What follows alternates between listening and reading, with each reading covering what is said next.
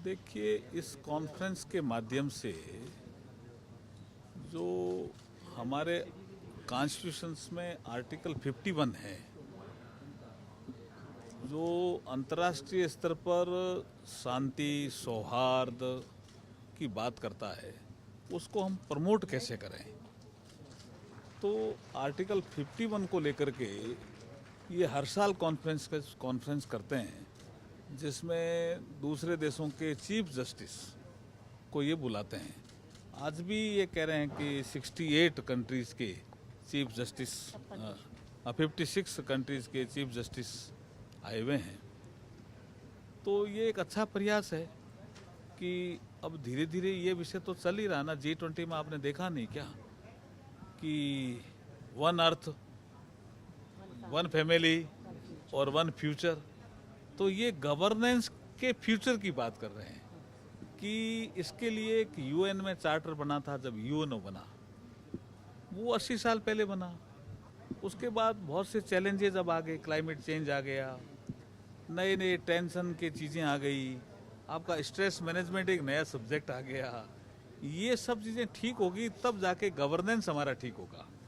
तो गवर्नेंस में जो ऑर्गन्स हैं उनमें क्या समानता है, कॉन्स्टिट्यूशन को लेकर के, लेजिस्लेटिव विंग को लेकर के, एग्जीक्यूटिव विंग को लेकर के, जुडिशरी विंग को लेकर के, उनको हम जो कॉमन हैं तो सभी देश मानते हैं, उनको एक साथ एग्जाई करें और आगे रोड मैप बनाएं जिससे गवर्नेंस बेटर हो। किसके? मैन काइंड के लिए। तो ये मानवता का विकास का विषय है। ये इनका कोई एक देश तक सीमित विषय नहीं है। इसलिए मैंने इनको कहा कि आप जिन लोगों ने इस दिशा में काम किया, जैसे महात्मा गांधी भारत में भी काम करते हैं, अफ्रीका में ही करते हैं, इंग्लैंड में भी गोलमेज सम्मेलन में जाते हैं, इंटरनेशनल पीस की बात भी करते हैं। जिन्होंने इंटरनेशनल पीस की ज़्यादा बात की, नेल्सन मंडेला ने भी की, मार्टिन लूथर किंग ने भी की। उन लोगों की पर्सनैलिटीज़ को आप एग्जाई करो, उनका क्या सोच था। उसके बाद हम कैसे पीस को प्रमोट करेंगे थ्रू गवर्नेंस, तो उसके लिए हम रोड मैप बना सकते हैं। तो ये आज का डिस्कशन अच्छा था इनका, यहाँ कॉन्स्टिट्यूशन क्लब में हुआ। आगे 2 दिन यहाँ रहने के बाद ये 3 दिन लखनऊ में भी करेंगे। तो मैं तो इनके जो कॉन्फ्रेंस जो हुआ है, और ये अभी माइलस्टोन इनका कॉन्फ्रेंस 25th ईयर्स हो गया, सिल्वर जुबली की तरफ बढ़ गए। तो बहुत बहुत बधाई और शुभकामनाएं देते हूँ गीता जी को कि इन्होंने, इनके फादर जगदीश जी ने शुरू किया और इन्होंने इसको कंटिन्यू रखा। बहुत बहुत बधाई और शुभकामनाएं इनको। यूएन चार्टर में बदलाव की जरूरत है, क्लाइमेट चेंज। देखिए, नहीं, मैं जैसे आपको कह रहा हूँ कि देश काल परिस्थिति के अनुसार चेंजेस तो होते ही है ना, हर चीज़ में होते हैं। कोई नियम बनते हैं, फिर वो कितना उस समय सही है या नहीं है, देश काल परिस्थिति के अनुसार चेंज होते रहते हैं। उस सेकेंड वर्ल्ड वार के बाद आपका यूएन चार्टर बना, उसमें कई ऐसी चीज़ें, अब जैसे भारत है तो भारत लगातार डिमांड कर रहा है कि हमें सिक्योरिटी काउंसिल की परमानेंट सीट दी जाए। अब आपका जियो पॉलिटिक्स इतना चेंज हो गया है कि भारत की डिमांड वाजिब है, इसलिए कुछ चेंजेस तो होने ही चाहिए ना। UN as a body redundant होती जा रही है। जब हम अलग अलग बॉडीज देख रहे हैं, जैसे G20 है, ब्रिक्स है, अलग अलग ग्रुप्स आ रहे हैं, तो ये एक रिडंडेंट बॉडी बनती जा रही है यूएन। नहीं, ऐसा नहीं है जी। देखिए, कुछ चीज़ें तो कॉमन होगी ना, कुछ चीज़ें कॉमन होगी, और वो जो बॉडी है वो स्पेशलाइज्ड है जी। G20 है, G7 है। अब इंटरनेशनल कोर्ट ऑफ जस्टिस अगर हेग में है तो वो स्पेशलाइज्ड बॉडी है।